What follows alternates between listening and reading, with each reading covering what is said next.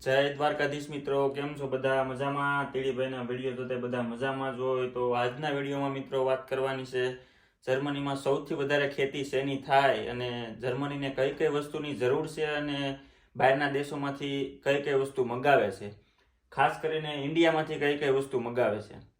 તો જર્મનીમાં ભાઈ સૌથી વધારે ખેતી થતી હોય તો એ ઘઉંની છે અને શિયાળુ ઘઉં મુખ્ય જાત છે ભાઈ જર્મનીની. પછી બીજી કઈ કઈ વસ્તુ ઉગાડે છે મહત્વપૂર્ણ હોય તો જવ છે, રેપસીડ એટલે કેવી આવે તમે ઓનલાઈન જોજો. આપણે કાળા મરી આવે ને ગોળ ગોળ, એની જેવું જ આવે, કાળા કલરના આવે ગોળ ગોળ. એ છે ને ભાઈ એનું તેલ બનાવીને ખાદ્ય પદાર્થોમાં યુઝ થાય છે. રેપસીડ કહેવાય એને. ઓલા કેમ ફૂલ હોય એ ટાઈપ એની ખેતી હોય છે. પીળા કલરના ફૂલ હોય એમાંથી પાકે છે ભાઈ રેપસીડ. પછી બટાકાની ખેતી થાય છે અને બટાકા અને મકાઈ વધારે થાય છે, પણ સૌથી વધારે ભાઈ ઘઉં પાકે છે જર્મનીમાં. પછી હવે જર્મની બહારના દેશોમાંથી કઈ કઈ વસ્તુ મંગાવે છે તો ઉર્જા અને કાચા માલમાં ભાઈ મંગાવે છે ક્રૂડ તેલ અને કુદરતી ગેસ. અને એ કયા દેશ પાસેથી મંગાવે છે? રશિયા, નોર્વે અને મધ્ય પૂર્વના દેશોમાંથી મંગાવે છે આ કાચો માલ. બીજું કોલસો અને ધાતુમાંથી ભાઈ મંગાવે છે લોખંડ, તાંબુ અને એલ્યુમિનિયમ. અને કિંમતી ધાતુમાંથી ભાઈ બહારના દેશોમાંથી મંગાવે છે સોનું, ચાંદી અને પ્લેટિનમ.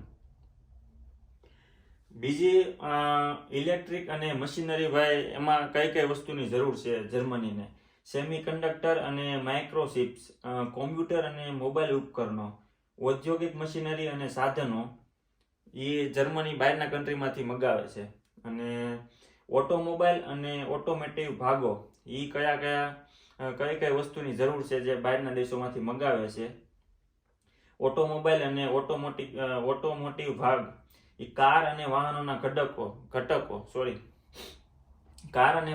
ઘટકો એ મંગાવે છે ભાઈ ચીન, જાપાન અને યુએસ જેવા દેશોમાંથી. માંથી ભાઈ મંગાવે છે કાર અને વાહનના ઘટકો.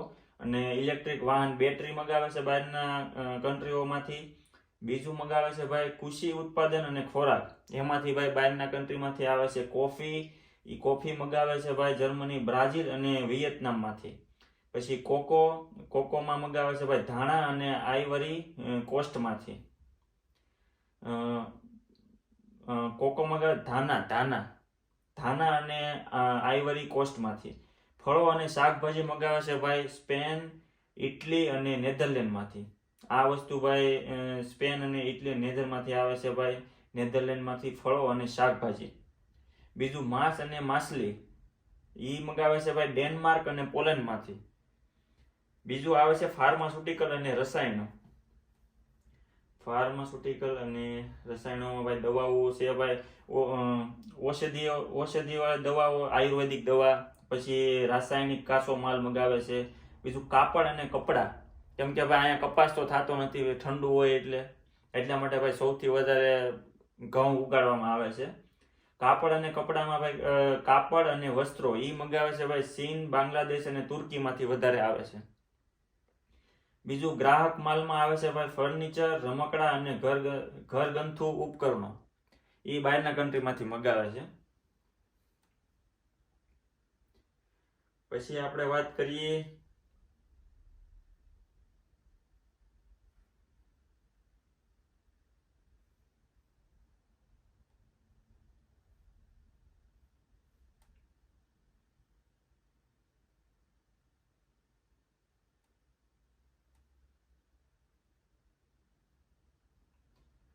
હવે ખાસ કરીને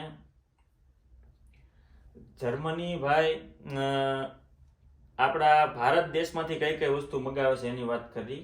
ફાર્માસ્યુટિકલ અને રસાયણો એમાં મંગાવે છે ભાઈ સામાન્ય દવાઓ, સક્રિય ફાર્માસ્યુટિકલ ઘટકો અને કાર્બનિક અને અકાર્બનિક રસાયણો મંગાવે છે.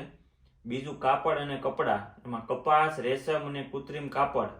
કેમ કે એટલે જ ભાઈ અહીંયા કપડાં મોંઘા મળે છે. એનું કારણ શું છે ભાઈ? કપાસનું ઉત્પાદન ભાઈ જર્મનીમાં નથી, એટલે કાપડ બધો કપાસ બહારથી લાવી અને કપડાં અહીંયા બનાવવામાં આવે છે, એટલા માટે ભાઈ બહુ મોંઘા છે. એટલે આપણે ભાઈ ઇન્ડિયામાં કપડાં સસ્તા હારા મળે છે, એટલે ભાઈ નાથી લઈને આવવાના, લેવાના તમારે અહીંયા ભાઈ છે ને બધા બાંગ્લાદેશ, ચીન ને બધા મેડ ઇન બાંગ્લાદેશ ને એવા જ બધા કપડા આવે છે.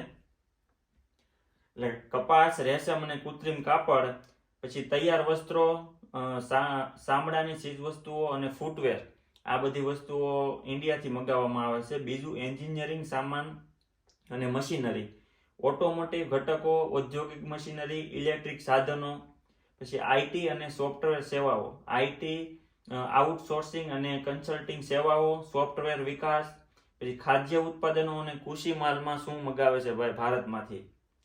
ચા અને કોફી, મસાલામાં પણ હળદર, કાળા મરી, એલચી વગેરે. પછી ચોખા, ખાસ કરીને બાસમતી ભાઈ, ભારતમાંથી સૌથી વધુ મગાવવામાં ભાઈ ખાદ્ય પદાર્થોમાં ભાત ચોખા મગાવવામાં આવે છે, ઈ ભાઈ બાસમતી. અને દરિયાઈ ઉત્પાદનોમાં ઝીંગા અને માછલી ભાઈ, ઝીંગા અને માછલી ભાઈ ઇન્ડિયાથી આવે છે. ધાતુઓ અને ખનિજ ઉત્પાદનોમાં ભાઈ લોખંડ અને સ્ટીલ ઉત્પાદનો, જેમ કે ભાઈ ટાટા સ્ટીલ. એલ્યુમિનિયમ અને અન્ય બિન ફેરસ ધાતુઓ, પછી રત્નો અને ઘરેણા ભાઈ, રત્નો અને ઘરેણા ભાઈ ઇન્ડિયામાંથી મગાવવામાં આવે છે. હીરા, કાપી અને પોલિશ, પછી સોના અને ચાંદીના દાગીના, એ પણ ઇન્ડિયામાંથી મગાવવામાં આવે છે ભાઈ. પછી બીજું આપણે ખાસ કરીને ભાઈ ડુંગળીની ભાઈ વાત કરવાની છે ભાઈ.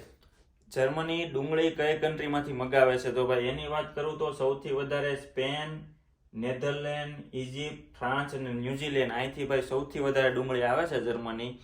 અને ભાઈ આપણે ભારતની વાત કરું તો ભાઈ આપણે ભારતમાંથી ડુંગળી આવે છે લાલ વધારે આવે છે. અને બીજી સૂકી એટલે છે ને ભાઈ આ મમરી આવતી છે આપણે જે ઓલી ફેક્ટરીમાં પછી જેને ઓલી પતરી પાડે ને, જે રેસ્ટોરન્ટમાં વધારે યુઝ થાય, તો એ સૂકી ડુંગળી આવે છે. પણ આ જે સ્પેન ને નેધરલેન્ડથી આવે એની કરતાં તો ઓછી, અને સૌથી વધારે ભાઈ લાલ આવે છે. તો જર્મનીને ભાઈ આ વસ્તુની જરૂર છે અને બીજા કન્ટ્રીમાંથી મંગાવે છે. તો બાકી કાંઈ કામ હોય તો ભાઈ કોમેન્ટમાં જણાવી દેજો. મળીએ આવતા વિડીયોમાં. જય દ્વારકાધીશ.